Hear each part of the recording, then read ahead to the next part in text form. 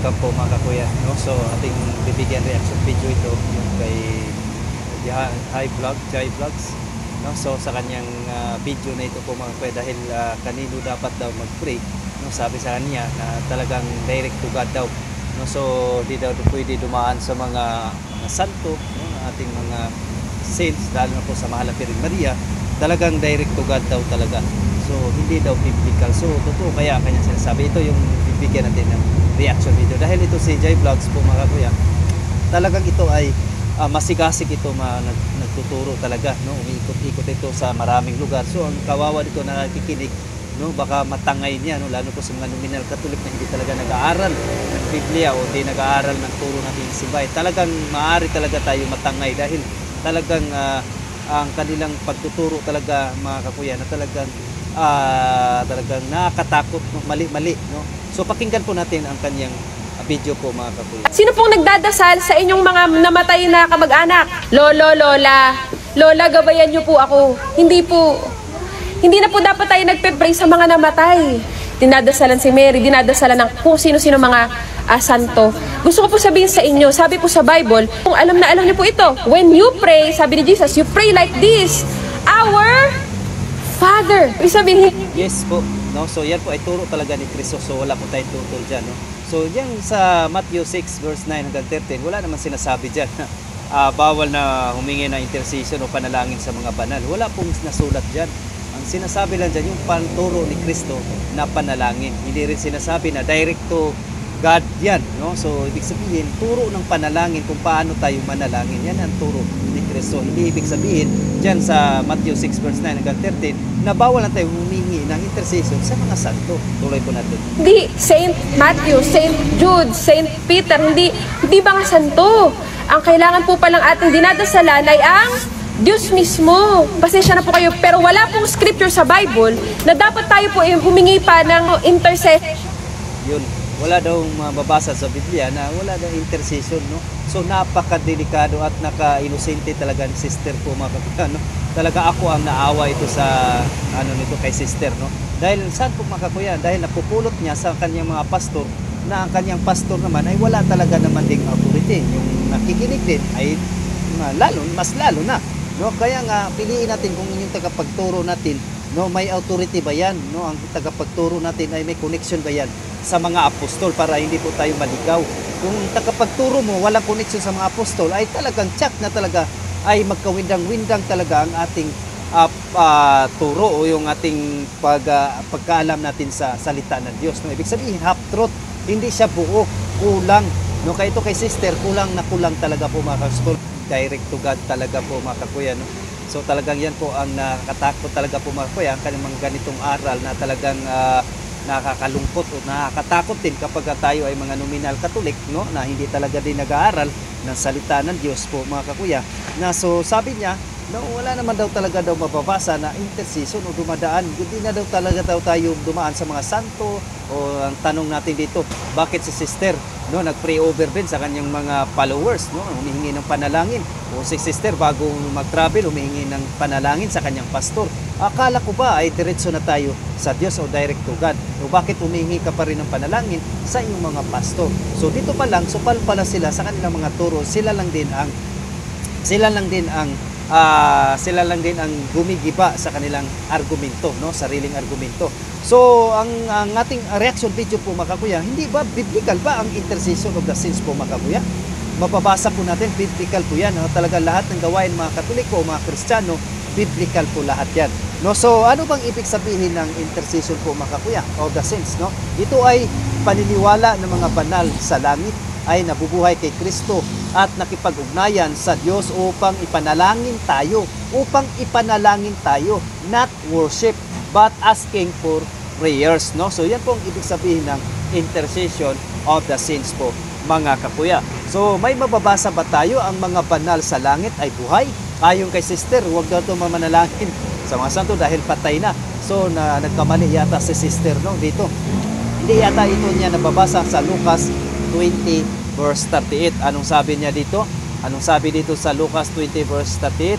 For He is not God of the dead, but of the living, for to Him all are alive.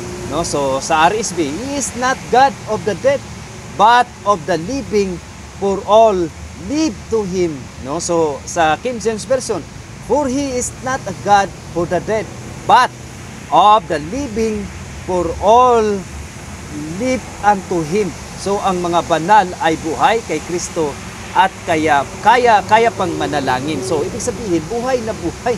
Ang Diyos ay buhay, hindi sa mga patay. No? So talaga yan po ang ibig sabihin po, mga kakuya. No? So ang mga banal sa langit ay buhay po. No? So hindi yata nabasa ni sister po yun, mga kakuya. So biblical talaga ang mga gawain ng ating mga Katoliko. So ang mga nasa langit ay may kaalaman sa mga tao dito sa lupa. No? So baka sabihin ni sister, wala nang alam ang mga namatay na. No? Tanda natin, ang kamatayan ay yan po ay separation, body and soul. No? Humihiwalay lang, no, ang kanyang katawan at kaluluwa. Ang kaluluwa ay aakyat sa Diyos at talagang ito'y tinatawag particular judgment. Nahatulan tayong ura mismo sa ating kamatayan. Ibig sabihin, buhay na buhay, sister. No? So hindi yata nababasa ni sister itong Hebrew 12 verse 1. No, we are surrounded by so great a cloud of witnesses. So napaka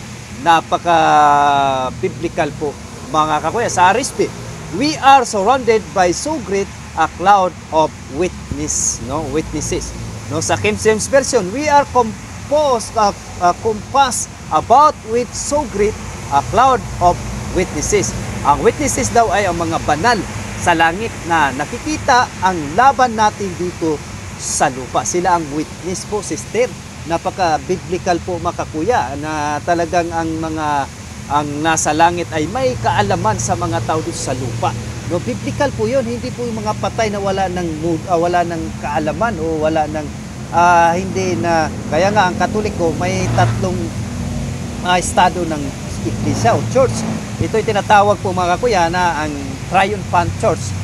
Yun po yung mga banal, yun po nasa langit na mga pinagpala na, no, nasa langit na talagang kasama ng ating Panginoong Jesucristo. May suffering church, no, yan po yun sa purgatory, no. So dito sa ang mga banal ba ay nag-aalay ng panalangin sa langit? Biblical po, di yata alam ni sister ito. Ang mga banal ay nag-aalay ng panalangin sa langit. Saan natin mababasa yan? Sa Revelation 5 verse 8, na the 24 elders held gold bowls filled with incense, which are the prayers of the holy ones. No? So talagang napaka-biblical po, mga kakuya. So dagdagan pa natin dito sa RSV, the 24 elders golden bowls full of incense, which are the prayers of the saints. No? Prayers of the saints. No? So talagang biblical po, sister, na talagang hindi yata ito nabasa ni sister. Sa King James Version naman, golden vials full of odors, which are the prayers of saints. No? So talagang ang elders dito ay mga banal, ay may hawak na prayers of the saints. Ito yung tinatawag nga, sister, ito yung nating litra por litra na intercession po. No? So intercession of the saints po. No? So talagang hindi yata nabasa ni sister. No? Kawawa naman sister, hindi niya nabasa ito. No? Kaya nga hindi rin pinangaral ito sa kanilang mga pastor, dahil mabubuking si pastor, baka mawalan siya ng 10%, no, na ikapo. Baka mag-alisan yun ang kanyang mga members. No? So pang-apat, ang mga anghel nagdadala din ng panalangin sa langit. Sister, ang mga anghel din nagdadala ng panalangin sa langit. Sa Revelation 8 verse 3 hanggang 4, ito po ang ating mababasa. The smoke of the incense along with the prayers of the holy ones went up before God. No? So sa RSV, the smoke of the incense with the prayers of the saints rose before God. No? Sa King James Version, the smoke of the incense with the prayers of the saints ascended up before God. No, may heavenly intercession na nangyayari po, sister. Heavenly intercession po ito. No, sa mga angel po ito po, sister. Ibig sabihin, hindi mo dapat ito paniwalaan, dahil kailangan direct to God ay talagang supply po yung aral na po yan, sister, dahil kayo ay tatag lang talaga ng tao, no? Tatag lang sila ng tao. Kaya nga magkawindang-windang talaga ang aral kapag tatag lamang ng isang tao.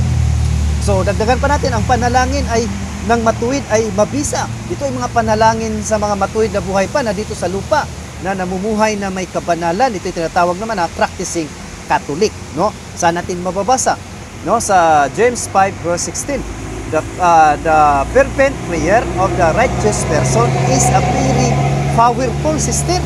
Sa powerful po, sister, talaga sa RSB. The prayers of the righteous man has great power. Oh, talagang power talaga. Yung sa mga taong namuhay may kabanalan, no? Sa King James version, the effectual fervent prayers of the righteous man availeth much. Sino ang mas matuwid kaysa mga santo sa langit? So kung ang mga buhay pa na dito sa langit ay powerful, right, powerful sa kanilang prayer, ayon po sa Biblia, hindi ako nagsasabi, no? Hindi ako nagsasabi, sister. Ang Biblia nagsabi ang mga taong matuwid ay talagang mabisa ang kanilang panalangin para sa atin kung humihingi tayo ng intercession po din sa kanila. Mga buhay po ito nandito pa sa langit. O what's more pa kaya ang mga santo na pinagpala na nasa langit, sister? Hindi yata ito nabasa ni sister. Bakit? Ay, hindi yan talaga ituturo ng kanilang mga pastor. Bakit? Dahil magsialisan ang kanilang mga members. Yan po ang katotohanan. So, may intercession ng mga namatay na. Ito yung mga propita. Kung mga sister, baka hindi rin niya ito nababasa. Hindi talaga niya ito mababasa sa 2 Macabeo 15 verse 14. No, the Catholic Dietary Canon. So hindi talaga niya ito mababasa. Bakit? Dahil ang kanilang ama ng protestante si Martin Luther ay tinanggal itong aklat ng Macabeo. Kaya nga hindi na talaga nila ito mababasa dahil tinanggal. No, anong mababasa natin ito? This is Jeremiah, the prophet of God, who prays much for the people. No, pinalangin niya ang sangkatauhan. Ang sangkatauhan. So dito sa RSB the Catholic, this Jeremiah, the prophets of God, who sabi niya, who prays for the people. Si Jeremiah ay patay na ito, sister, patay na pero nagdarasal pa rin para sa bayan. Ito ay tinatawag na intercession of saints po, mga kakuya. So hindi yata ito nabasa ni sister, litra por litra po, sister. Ito ay mga patay na, no, na nasa langit. Ito yung mga propita, no, nasa langit na. Si Jeremiah ay patay na pero nagdarasal pa rin para sa bayan. Pinagdarasal pa rin niya ang ating bayan, ang buong mundo, no. So talagang si sister, hindi yata niya ito nababasa. So may mga patay na nakipag-usap at may malasakit na sa lupa. So saan nating mababasa yan? Sister, baka hindi mo ito nabasa sa Lucas 16 verse 24 hanggang 31, the rich man and Lazarus. So ito, pamilyar ito. Alaan, posible hindi ito nabasa ni sister. No, sa RSB, halimbawa, the rich man said, Father Abraham, have mercy on me. Abraham replied. No, so ibig sabihin, patay na sila, no, sa lupa. Pero buhay, may concern at may komunikasyon pa rin. Ibig sabihin, posible ang intercession after death po, sister, no? So ibig sabihin, meron pa rin silang concern, no? Lalo na ditong halimbawa sa Lucas 16 verse 24 hanggang 31, the rich man and Lazarus po, sister, patay na sila pero may concern pa rin ang isang mayaman na dapat puntahan. Nanalangin sa pinakiusap si Abraham na dapat puntahan daw ang kanyang mga kapatid doon sa lupa, baka magaya sila sa kanya, no? So ibig sabihin, may concern pa rin, sister. What's more pa kaya, sister, na ang mga santo na sa langit. Kaya ito si sister, ipagdarasal po natin po, mga kakuya, na talagang siya din ay biktima din talaga sa mga pastor. So biblical po man, humingi ng mga intercession po, sister, biblical. Saan natin mababasa yan? Sa 1 Timothy 2 verse 1. No, I ask to litra po, sister, no? Baka hindi mo nabasa dito.